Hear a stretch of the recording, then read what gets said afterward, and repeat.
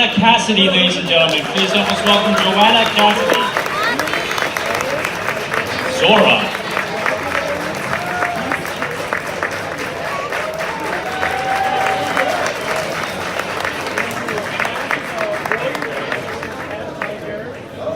Next we have William Sanderson, ladies and gentlemen, of Mr. J.F. Sebastian.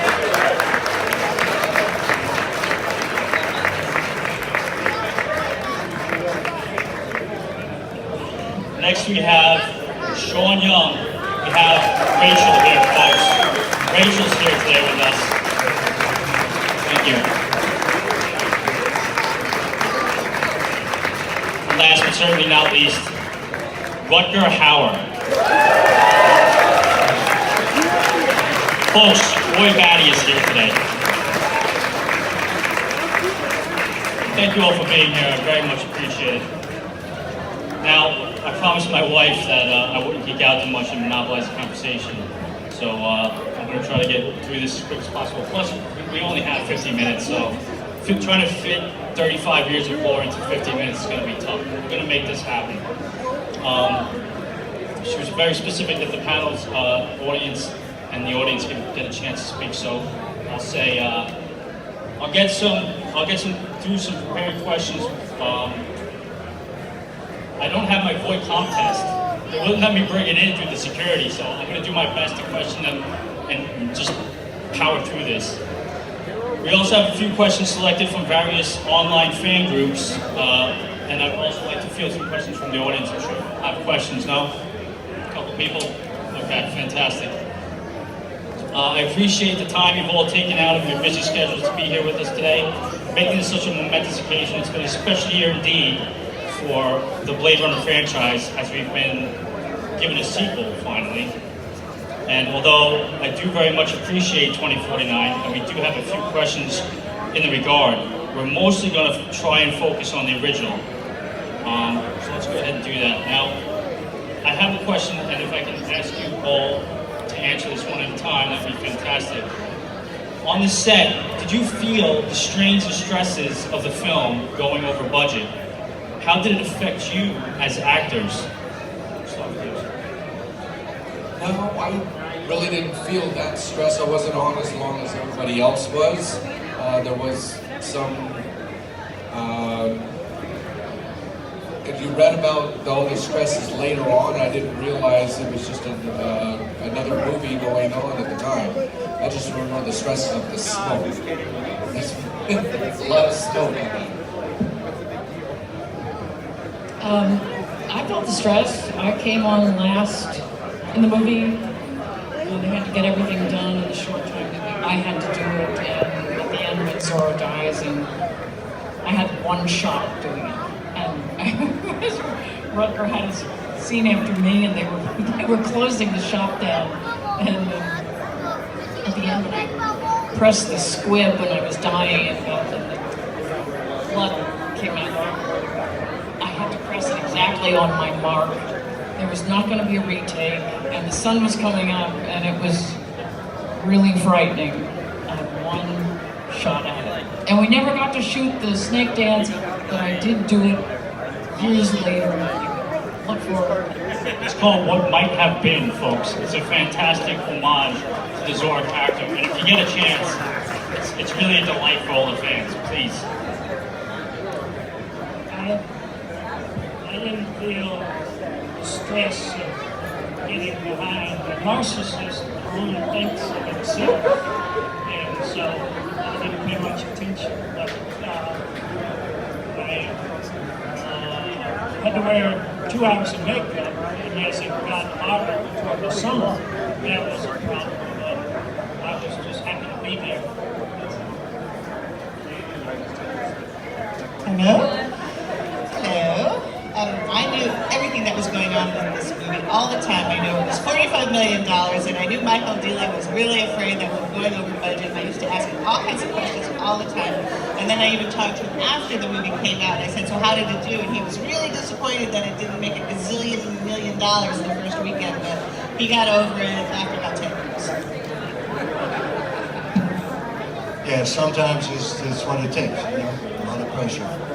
And I peed my panties, but that was all. Thank you.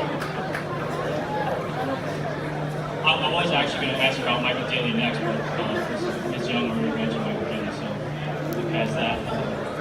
What was it like working for Ridley Scott? He's been called the actor's director. How do you feel about it personally?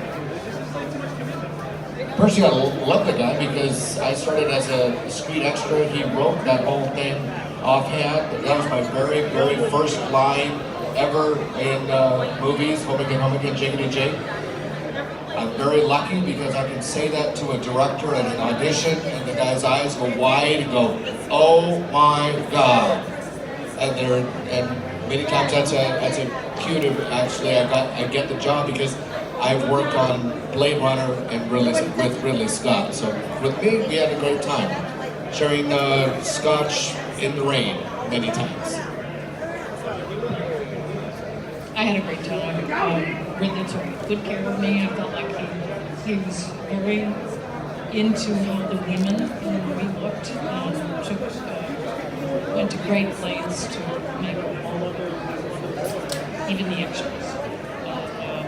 The end result is I was really very pleased. I thought that Zorro became something that was never on the page. And Rachel, Chris, really rocked. That's okay. Great film. Especially when he gave me some fun direction. Whispered in my ear. He once said this is a totally innocent man.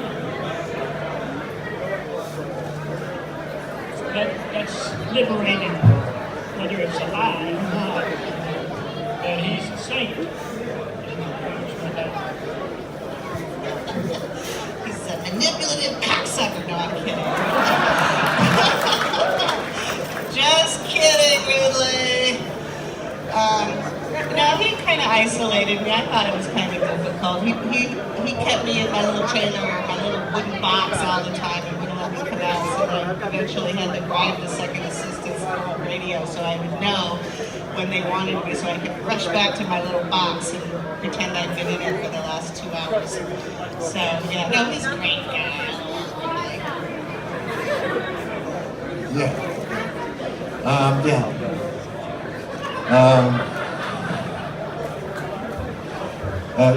This film means the world to me. I'm sure you understand why, but there are more reasons.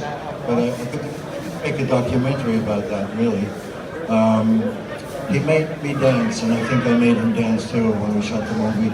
And we were about, the only two who had a less of a bad time. I didn't have a bad time in that movie at all.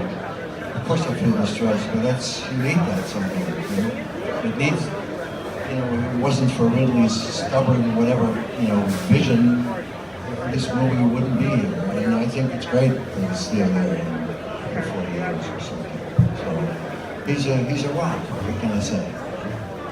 Thank you. Thank you. Thank you. We need some questions from the audience if we have a microphone too. Promise that we get some. Absolutely. I'll go out there for a second. I do have one question while I'm making my way into the audience, if that's okay. What was the single most inspiring lesson you all learned while working on Blade Runner, either as an actor or something more visceral? What did you take with you? Don't fucking give up. I'm going to go out to the audience because I see that look and I know what that look means. I'm going out there now. If anybody has a question, could you please put your hand up now?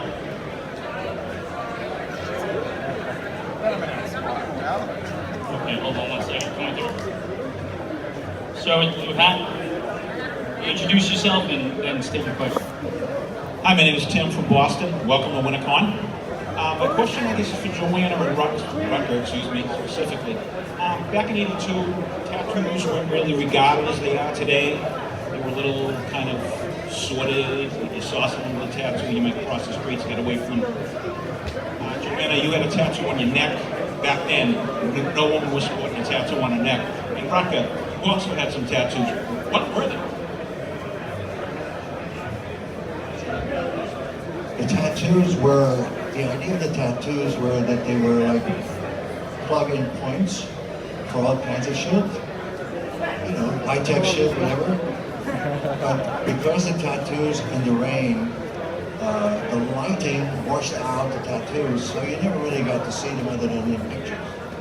But it was like plugins, you know, shit here, you know, that sort of stuff. Okay, we have another question in the audience. Let me answer your question. The tattoo, yeah, it was very new at the time. I mean, tats are quite normal now.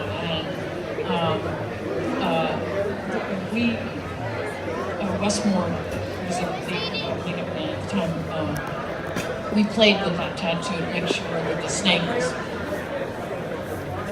flattering, you know, didn't came around the chin and didn't look bad, didn't look weird, but it was really a piece that I was very sure that was really cool. It was your snake, right? It was her snake, the real one. Okay, say your name and state your question. Mike from the Bronx.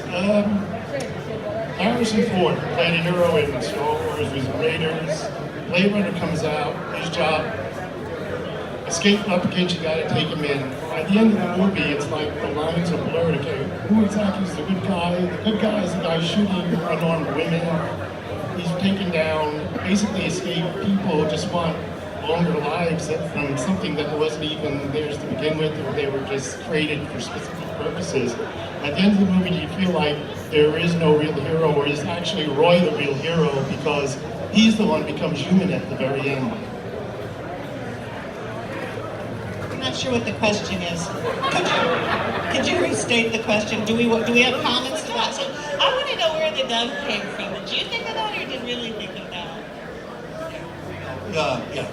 No, I thought if Ridley likes the idea, I saw in the script and I saw him shoot it, I think, that Deckard on his way, when he escapes, gets through this cage with ducks.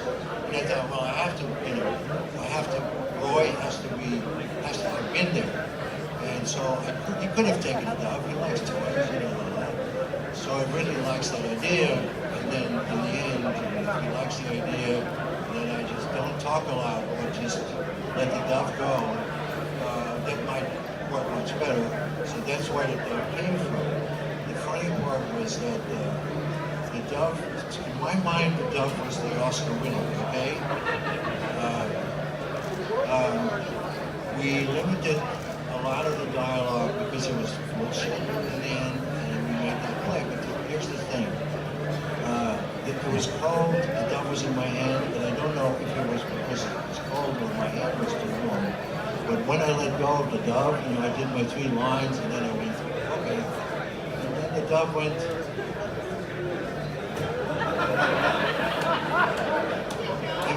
No, he walked up. He just hopped on the roof and walked up. So, God bless him. Mr. Howard, do you think that you should be credited for... I definitely feel, animals need credits, absolutely. Do you feel you should be credited as a writer, given that final scene? And perhaps as an actor, you know, best performance by love. I understand the writers were quite envious when you did finally make that speech. Quite awed, in fact. Now, speaking of lines, of the different versions, because we all know there's several different versions. There are more versions than you even know. There was more footage that never got seen, and maybe no one will ever see it. I mean, there was a violent scene. You killed Bill, right? Didn't you? Is it really? You can just custom art for it. I know why now, but I love to die. None of the lot. So I was disappointed that I was killed off screen. Is that empathy? How did you die? Because we never did quite see. It's narcissism. That's a killer name. Ask Rutger, he did it. We shot for a week on killing the father, right? And that was, let's say, it wasn't easy. It was beautiful, but it wasn't easy. But that week, we heard two things from the studio, basically saying there's one scene we don't shoot, and it was one of my, for me, it was a key scene. When Roy kills his father, he then says to Sebastian, take me to the real guy, because it was a front. Then we go up to the real guy, and the real guy is frozen in a pyramid of ice at the top of this pyramid. That was the scene. So he's been dead for 4 years, and it's a big secret. And my hair still stands up because I love what he did. But they thought it was too expensive and not important. What it does is that Roy never was a really bad guy. He kills who he needs to kill, and that's the program. But somehow I felt so shitty when I heard that I had to kill him because of this. And so I took his jacket, his memory on, and went, oh fuck, I was like, that sucks. But had to do it. Didn't make it. So yeah. I was really pissed off about that. If I'd have been you, I wouldn't have been too disappointed because you have enough violence. And why keep doing it? If I played a new part, I would be happy to kill him off screen. Whatever in the hell that means. I know what it means. It's all up here. Now, Mr. Howard mentioned just now that Roy only kills when he has to kill. And it's been said that the way the Blade Runner is set up, that Harrison Ford is actually the villain and Roy is actually the hero. It's a point of view, I guess. And I actually want to ask Ms. Cassidy, he did, after all, shoot you in the back. An unarmed woman. He shot an unarmed woman in the back. How do you feel about that? That was a whole point that Ridley wanted to make. I don't know why. Say why. But anyway, it was a cowardly act for a man to shoot a woman in the back like that. And I think Ridley wanted it to look better. He didn't, at that point, didn't want a lot of sympathy for her. So I remember doing that take, which I wish you had seen the whole thing. We did that take leading up to the class. I must have ran over the cars, ran down the thing. You see Harrison coming up with a gun, and I took a fall at least 40 times and loved every minute of it. I was going to make that moment last. It was really cool. Thanks. I have a question for Ms. Young. Now, having worked with, I murder his name every time I say it, Denis Villeneuve, and knowing that he's now in production of Dune, can we hope or possibly expect to see you? Well, given my luck in Hollywood, I'd bet against it, but Denis great. He was fun to work with in 2049, and I've already emailed him and said, can I be in Dune? And haven't heard back, so your guess is as good as anybody's. Actually, while I have you, on various Facebook groups, you'll see Polaroids taken on the set of Blade Runner.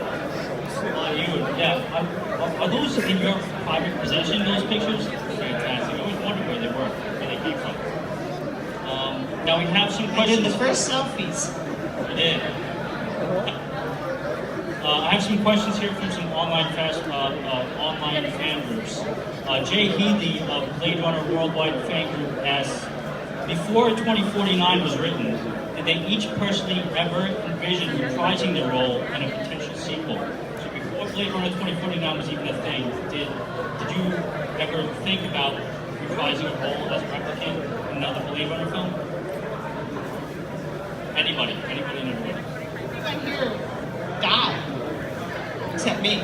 So. I did. You didn't die? No, I didn't die. I'm still just walking around going, home again, home again. Yeah.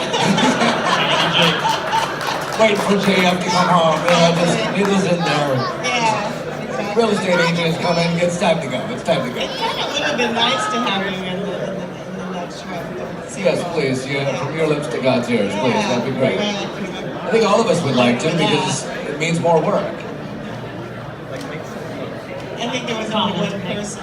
I mean, except Harry, he lives. There's only two people who live, so I think in their mind, if you're dead, you're dead. I don't know how you reprise that. I can't speak on behalf of Jay, but what I'm assuming is that because you're replicants, you can be replicated. I would ask you if you could come back. Well, I had one comment to make, and that was when they were doing this second Blade Runner, I said, you could have me back in a little scene because the replicants were designed after humans, so you could have me walking through as the human that I am today, just an old woman, and it didn't happen, which was a little disappointing, but there you go. So I couldn't, so maybe they'll make it. Okay, thank you. Reese Deloy of Blade Runner, which is actually the name of the group, Blade Runner asks, how did they get the cigarette smoke to look so good for Rachel's VK scenes? How many cigarettes did really make you smoke to get it right? We had to, look, Redbird smoked those jetons back then, remember? Those thick cigarettes. Belmont, or something like that. And I tried one puff of those, and he wanted these thick cigarettes, kind of fat cigarettes, so they had to take that out and put like light Carlton tobacco in it so I could smoke it. And we smoked a lot. Anna, the script supervisor, Bouillard, yeah, you had these massive cigarettes, and he liked the look, so we could get to switch the tobacco. And then Marie, the script supervisor, would tap, make a sound when we were warm. The sound was when I was supposed to mash the smoking. So there was a bit of smoking, but oh well. It's amazing we're still all alive. Perhaps you're all replicants. No, I want to say something about,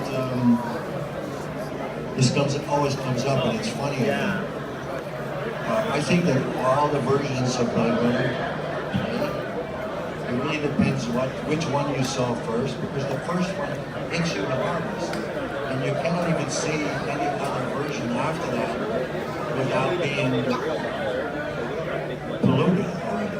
But I think that all Blade, because the story is it is so about everything. And it's not about people. It's not about the good guy and the bad guy. It's about who the fuck are you? Who the fuck are you? That's what it's about. I'm happy that this film carries me for 40 years. It's amazing. It doesn't get. It really. If you want to define success for real, that's it, and it doesn't get better. It doesn't. It's. You should read Rutger's book. Some of the questions that you asked, the answers. And thank you for mentioning me and saying something else. Ladies and gentlemen, and all the proceeds go to a great cause, but you would like to mention that cause too? I'd like to mention the cause that all the proceeds go to. Your AIDS Foundation, wait a minute, Nate.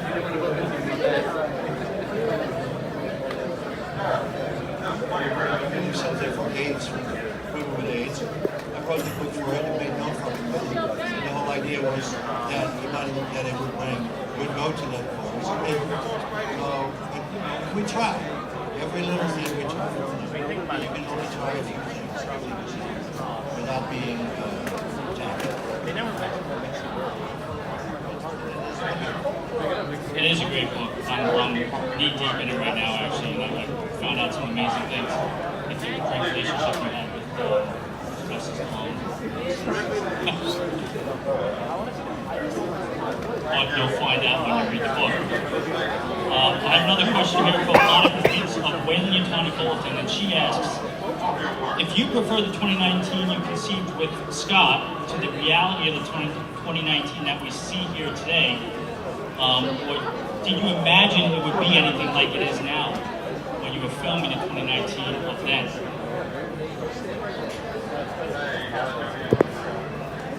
Do you go into when we worked in India? Yeah, because I see Hyderabad.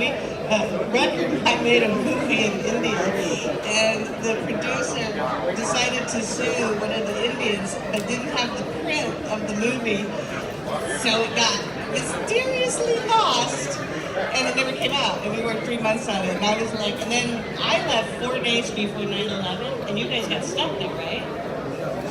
Yeah, and we did, none of them could leave, but even so, the movie never came out because one of the Indians had been discovered as getting kickbacks and got kind of humiliated, and then somehow the print disappeared.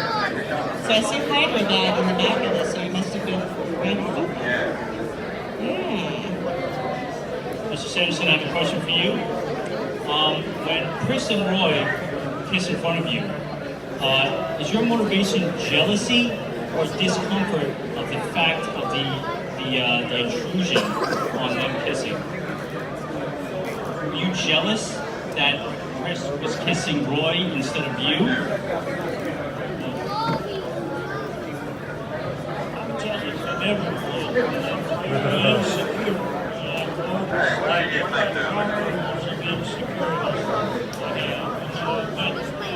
I was thrilled to be in the scene with them. You don't feel like you're acting, you just feel like they're real. To this day, I'm thrilled to be in the scene. Plus, I don't think I answered the question. Jealous? I'm jealous of every man that doesn't figure out what to do. As the bear, I was jealous that she wasn't cuddling with me. I'm sorry to be facetious with a nice question. How beautiful it was inside of there. She took us some pictures of our treasure. And those of you that said something else about that,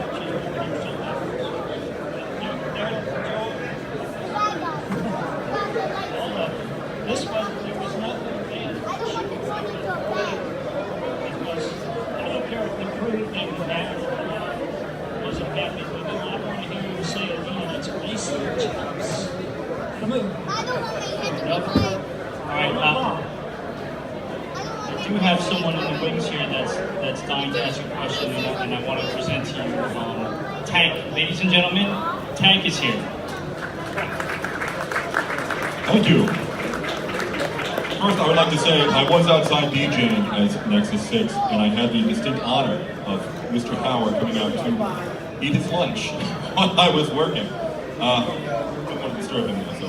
Anyway, we've discussed the question of the tattoos, which I find the answer fascinating. But Roger, if I might ask, in your mind, as we know there's several different versions now of the movie, just 2 dozen at this point, what is the line? Is it I want more life, Father, or I want more life, Father? I never improvise on the spot, but I had the guts to take fire and say, I want more life. And of course, it didn't get into the first version. I don't know which version, so it's fun to show up.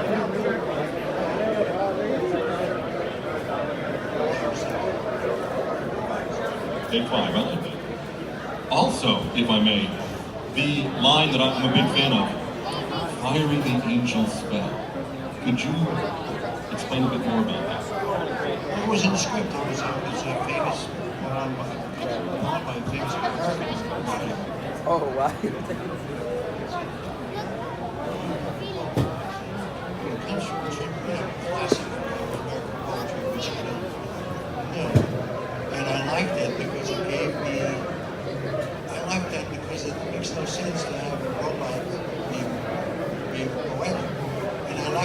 the boy doesn't understand what the hell it means. But I also like that in the end he ends up creating his own poetry by mistake or, because the boundaries are too far. All in all, it's all an illusion about who you are. With the question of the film says, who the fuck are you?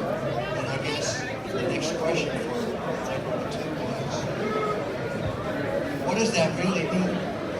Which I think is interesting. And I don't think they answer it. And I really don't think the film answers who the fuck are you? But I think it's really interesting. The whole thing about artificial intelligence is really, it's something we should study that. Wow. Thank you very much. I'm going to hand this back over to Will. Thank you, Tank. All right, we probably have time for a couple more questions in the audience. Does anybody have any questions? Okay, fantastic. Heading my way, heading out there now. While I'm on my way out there, I want to ask the panel, anybody can answer, anybody wants to pick up a microphone. What is your favorite costume in any particular scene? Do you have a favorite costume?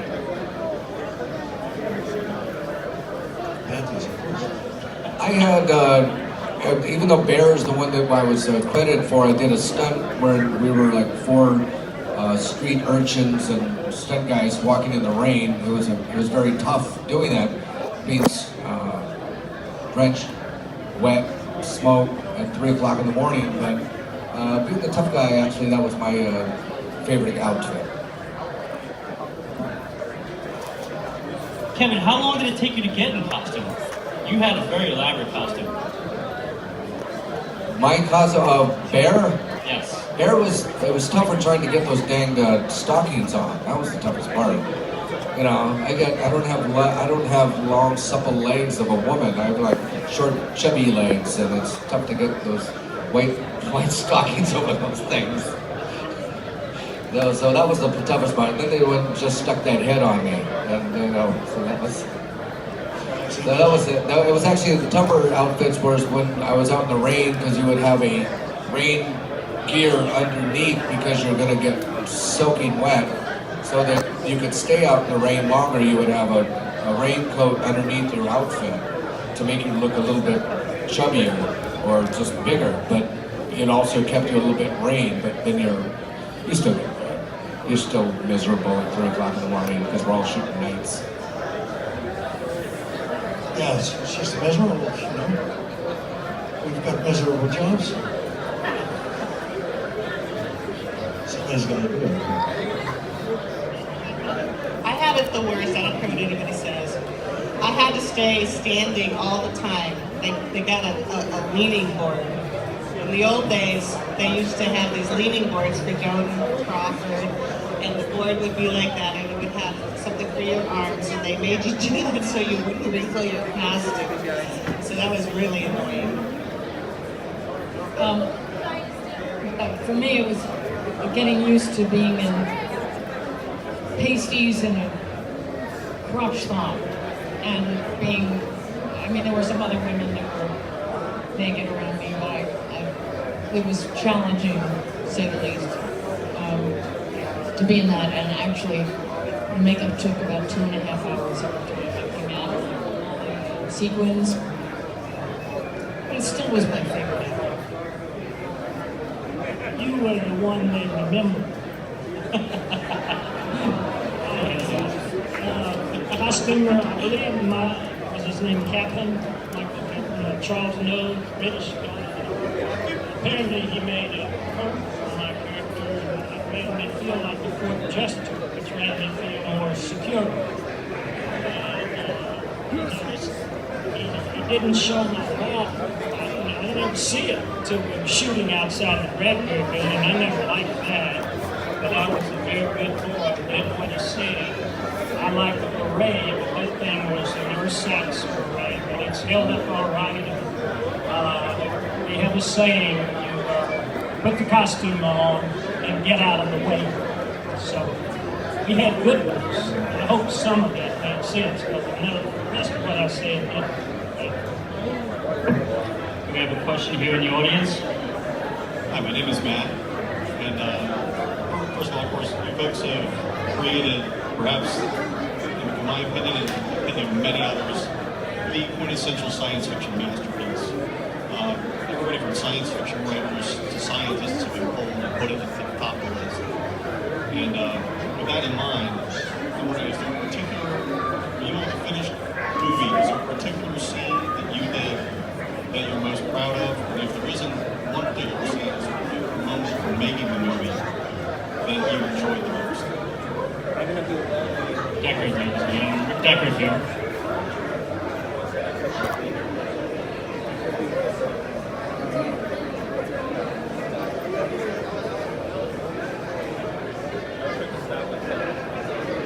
Did anyone ask you a question?